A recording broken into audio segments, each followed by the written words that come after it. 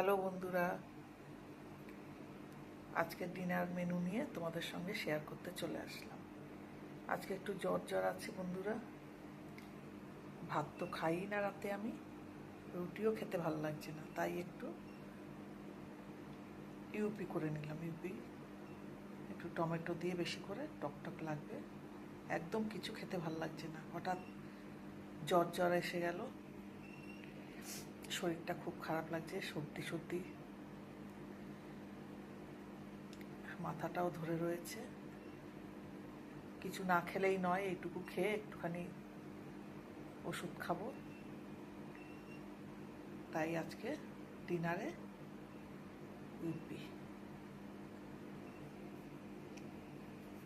তোমরা সবাই খুব ভালো থেকো, আমার পাশে থেকো। Good night.